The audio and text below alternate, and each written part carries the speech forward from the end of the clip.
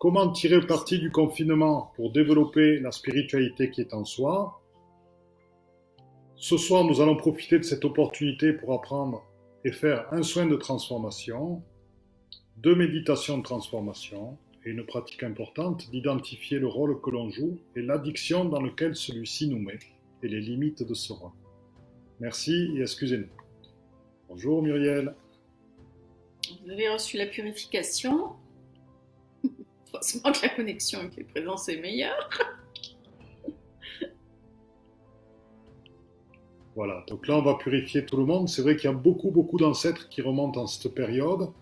Et ces ancêtres amènent avec eux un certain type d'énergie, on le verra plus tard, mais qui sont liés à la peur, qui sont liés aux famines, qui sont liés aux grandes guerres et qui sont liés bien sûr aux pandémies. Alors, pour le soin, je vous propose de faire déjà le mudra qui va vous renforcer votre immunité. Donc, prendre la main gauche et faire donc le pouce sur l'annulaire et la main droite le pouce sur le majeur. Voilà. Et là, vous joignez les pouces ensemble, ce qui donne cette forme-là. Hop, je l'ai. Voilà, sur le côté. Voilà. Donc vous faites ce mudra qui augmente votre immunité. Comme ça vous fera du bien. Et je voudrais en profiter pour vous parler de quelque chose qui est très important. Actuellement, beaucoup de gens sont en train de mettre en place leur chemin de vie et ce vraiment pourquoi ils sont faits. Donc les événements que nous vivons sont vraiment là pour que nous puissions nous poser la question: qu'est-ce que j'ai envie de faire de ma vie? Comment la faire? Comment la mettre en place? Et est-ce que je suis véritablement à ma place? Ce que je m'aperçois, c'est qu'en fait, si on pose la question de savoir quelle est la boule émotionnelle que j'ai sur moi, qui est la plus importante et qui m'empêche d'accéder à mon chemin de vie, on a une première réponse à ce qui peut nous empêcher d'être entièrement nous-mêmes. Dans le chemin que l'on fait, à partir de cette boule émotionnelle, on s'aperçoit bien sûr qu'elle est reliée à une croyance limitante, qui elle-même est reliée à un karma. Donc je répète, le chemin boule émotionnelle qui m'empêche encore d'être complètement et entièrement divin et d'être entièrement dans mon chemin de vie, dans ce pourquoi je suis fait, dans ce pourquoi mon âme a choisi cette incarnation, est très souvent lié à une boule émotionnelle qui reste encore là, est très souvent liée à une croyance limitante liée à cette boule émotionnelle, qui elle-même est alimentée par une mémoire ou une charge karmique. Donc ce que je vais vous proposer, c'est tout simplement de vous connecter en vous-même et de vous poser entièrement la question: est-ce qu'il y a encore quelque chose qui, au niveau émotionnel, m'empêche d'être totalement dans mon chemin de vie? Donc je vous demande d'inspirer et d'inspirer et d'aller en vérité avec vous-même et donc d'accueillir cette émotion qui peut être de la colère, qui peut être de la haine, une émotion qui peut aussi être de la peur, une émotion qui peut aussi être un sentiment de ne pas pouvoir y arriver, une émotion qui est liée à des choses qui sont passées dans l'enfance, ou une émotion qui est liée à quelque chose qui s'est passé très récemment, mais qui n'est que le reflet de ce que nous avons à dépasser sur cette terre, ici et maintenant. Vous pouvez avoir des images d'enfance, des émotions. C'est ces émotions-là qu'il s'agit de pacifier en nous, afin d'atteindre encore plus près à ce qui est notre chemin de vie divin.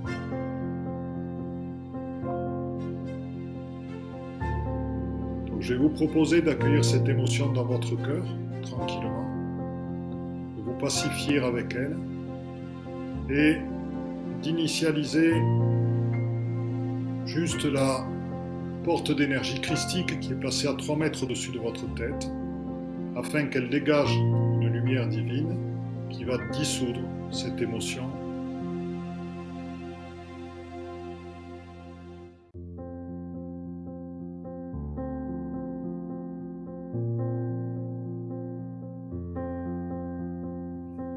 coup, ça libère, ça s'allège. C'est super. Allez encore un petit peu plus loin. Respirez bien dans ce sentiment de libération. Remettez aux personnes à qui elles appartiennent ces émotions aussi. Des fois, elles ne nous appartiennent pas. Et maintenant, on va aller un tout petit peu plus loin. On va aller voir la croyance limitante qui était liée à cette émotion-là. Et donc, le pourquoi et le comment cette émotion s'est mise en place. Nous sommes tous les créateurs de nos propres mondes, de notre propre monde. Donc, il est temps d'aller au-delà de nos limites.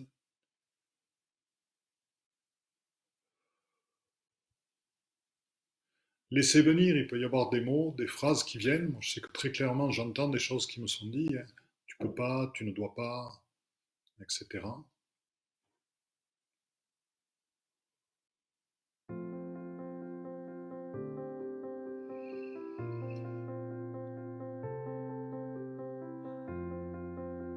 Et donc, toujours pareil, servez-vous de la lumière d'énergie divine christique, plutôt émise par la porte d'énergie christique.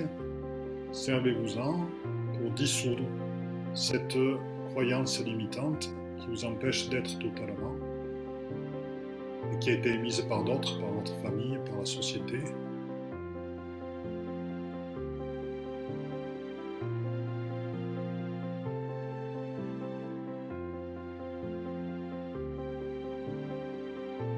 Et dites-vous maintenant une croyance positive par rapport à ça.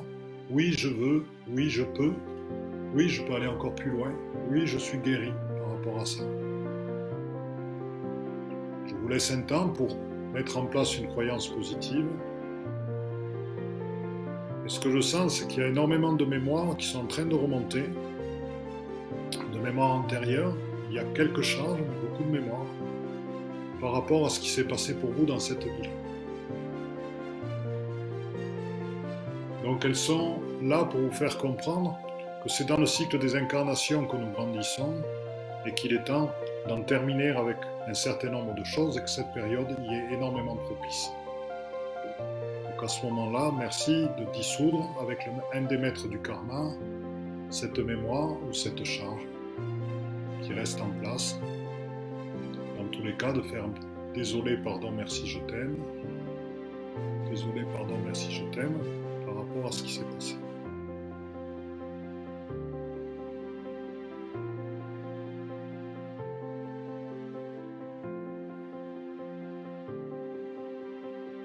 Pour certains qui veulent aller encore plus loin, vous verrez qu'il y a des vœux et des serments qui sont reliés aussi à ce triptyque boule émotionnelle, croyance et karma. Donc, vous le notez et puis vous pourrez y retravailler encore après pour vous libérer encore plus.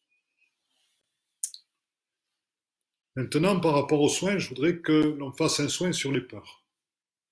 Actuellement, tout ce qui se dit en ce moment génère beaucoup de peurs. On a énormément d'ancêtres qui remontent, comme je vous l'ai dit en début de webinar, qui sont reliés à des guerres, des pandémies, des famines. Et donc, toutes ces énergies sont extrêmement présentes et font remonter chez nous des peurs vitales, peur de ne pas survivre, peur de ne pas y arriver, peur de ne pas assumer, peur de ne pas assurer, peur de manquer.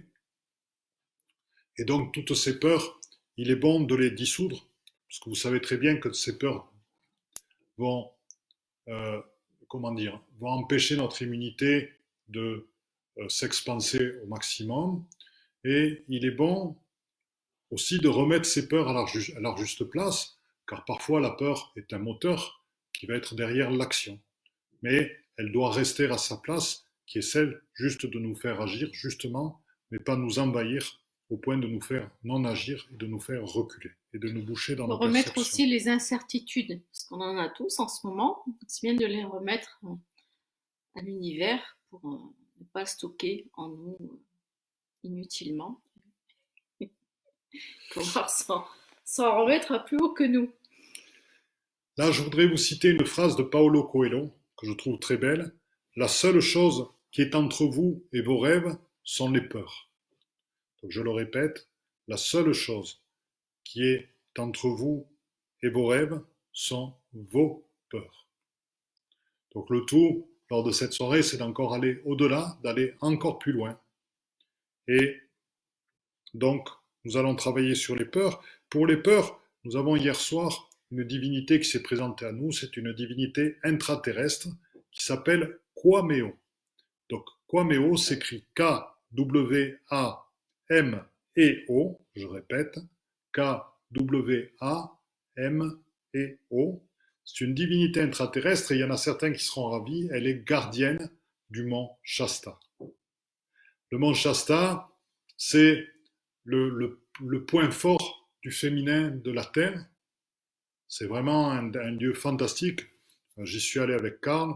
Nous y retournerons quand nous irons aux États-Unis. Et Kwameo s'est proposé de dissoudre ses peurs.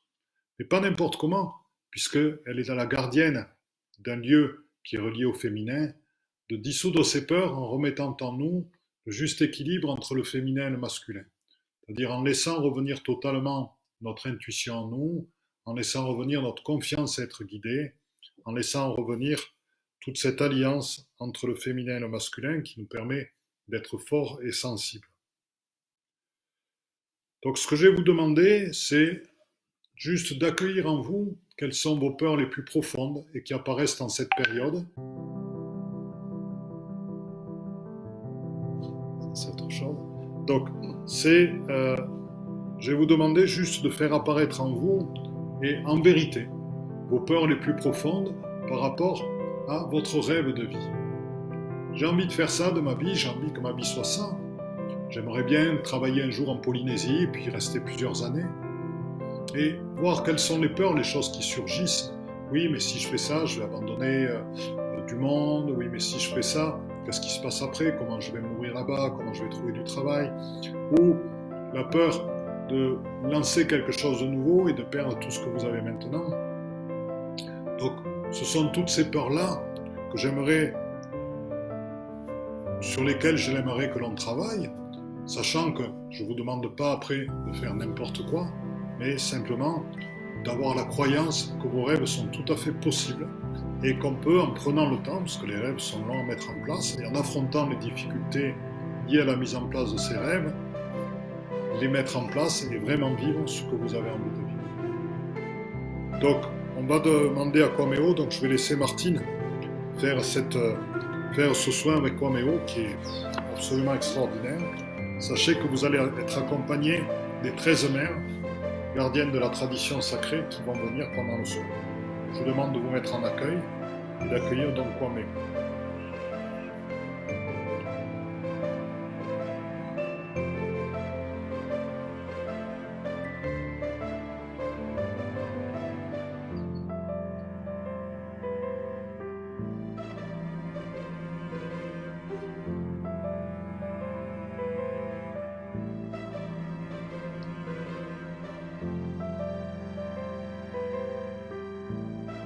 Voilà, accueillez le soin, remettez-lui toutes vos peurs. Dites-vous que la période qu'on vit est que temporaire. Dans l'ordre du temps, c'est qu'un mois, 2 mois, ce qui n'est rien du tout sur une vie, ou 3 mois, 4 mois. Et que derrière, il y a une nouvelle lumière qui est en train de naître, c'est un nouveau monde qui naît. Faites confiance. Vraiment. Nous voyons nous-mêmes par toutes les mises en place que cette période nous fait faire, par tout ce que ça nous permet de voir, de nous souder en tant que famille, de nous souder avec notre famille. Cette période est énormément propice à l'intériorisation, à la découverte de soi et à l'extériorisation avec les énergies du printemps. Et Kwameo est là pour vous aider, n'hésitez pas à l'appeler souvent. Donc je vais vous proposer une méditation de transformation. Donc la première, c'est une méditation de transformation par rapport à la guerre qui est en nous. C'est vrai qu'actuellement, le discours des politiques est énormément guerrier. Nous sommes en guerre, nous mobilisons les forces de la nation, l'unité. L'unité, c'est très très bien. Mais la notion de guerre, c'est pas obligatoirement quelque chose que j'aime, étant plus pour la paix qu'autre chose. Et dans la mesure où des hommes politiques utilisent ce discours, ça veut dire que ces guerres sont encore là en nous. Donc il est temps pour nous de pardonner à tous les gens de qui l'on pense qu'ils nous ont fait du mal, nous ont fait du mal que parce qu'on l'a bien accueilli comme ça, parce qu'on l'a bien voulu. Et il est temps de pardonner à toutes ces personnes-là. Donc je vais vous proposer de vous mettre en méditation, d'accueillir tous les moments où vous avez cru être en guerre, d'accueillir tous ces moments et toutes ces personnes avec qui vous êtes actuellement encore et toujours en guerre, et de manière à plus dépenser du tout votre énergie au dehors et de l'avoir totalement pour vous-même. Donc vous accueillez tout ça, toutes ces guerres intérieures que vous avez contre la société, contre le monde, contre les banques, contre le grand capital, contre des personnes précises qui soi-disant vous ont fait du mal. Donc je vous demande d'accueillir tout ça, de le mettre dans une grande boule à côté de vous. Je vais vous demander de laisser cette boule à côté de vous. On ne va pas totalement la faire disparaître. Quand vous êtes en méditation, vous inspirez, vous sentez l'air qui rentre dans vos poumons. Vous faites circuler tout cet air dans tout votre corps, jusqu'au bout de vos pieds, jusqu'au bout de vos mains. Et vous prenez encore un temps de pause en sentant cet air si précieux qui rentre par votre nez, vos poumons, vos bras, vos jambes. La boule étant à côté, et maintenant je vais vous demander d'imaginer ce que devient votre vie si vous n'avez plus du tout, si vous êtes en paix avec tout le monde, si vous êtes en paix complètement avec vous-même aussi. Que devient votre vie dans un an? Regardez par rapport à vos enfants ce que vous leur amenez, cette sérénité, cette bonté, cette vision.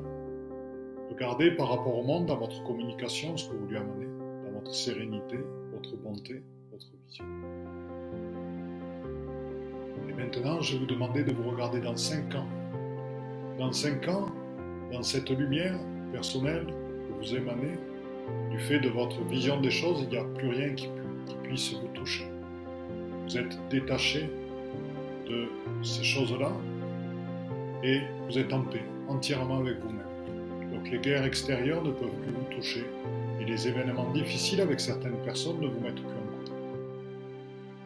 Regardez dans 5 ans tout ce que ça amène et l'exemple que vous devenez pour votre famille, pour les personnes qui sont présentes autour de vous. Dans la lumière que vous émanez, et regardez toute l'énergie que vous pouvez mettre maintenant à disposition avec le cœur pour le grand œuvre que vous allez réaliser. Je vous demande de vous regarder dans 10 ans, toujours en paix avec vous-même, toujours en paix avec la vie, en confiance avec le destin, en confiance avec lui. Regardez ce que devient votre vie, en vous laissant guider en confiance par l'univers, par le destin, par les grandes présences, en paix avec vous-même, en paix avec la vie, en paix avec la vie. Et maintenant, je vais vous demander de vous reconnecter à la porte d'énergie christique, de visualiser cette lumière divine blanche qui vient et qui fait fondre cette boule qui contient toutes ces dissensions, toutes ces colères, toutes ces haines, tous ces petits chipotements de la vie qui n'ont rien à voir avec le grand dessein que l'on a.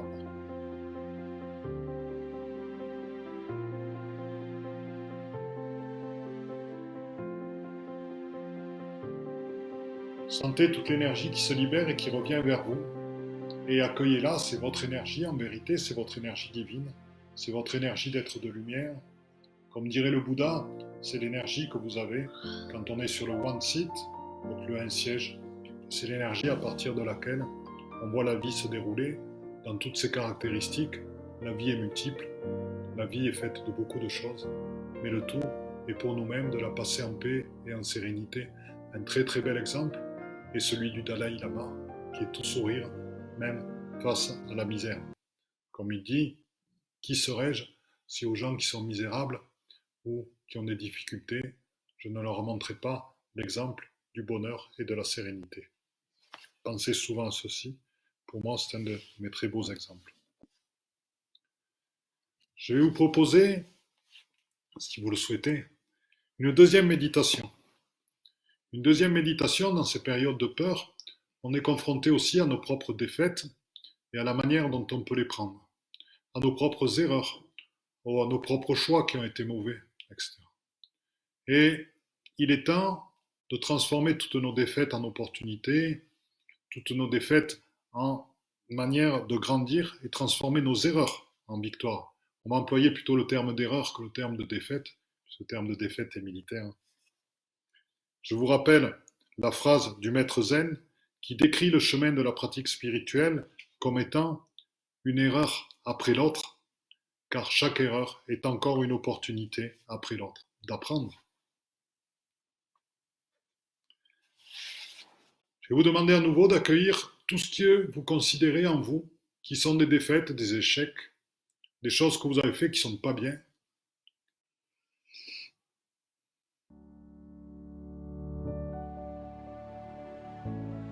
Et tout pareil, le même procédé, vous le mettez dans une grande boule à côté de vous. Vous inspirez, vous expirez, libérez de ces erreurs. Et là, je vais vous simplement demander de visualiser que vous vivez avec le sentiment d'avoir fait ce qui était juste et que toutes ces erreurs vous ont permis de grandir à chaque moment, de vous renforcer et de devenir encore plus fort. Accueillons la lumière christique pour qu'elle dissolve cette boule remplie de ce que nous considérons encore comme nos erreurs et qui sont justes. Des passages que nous présente l'univers pour nous aider à grandir.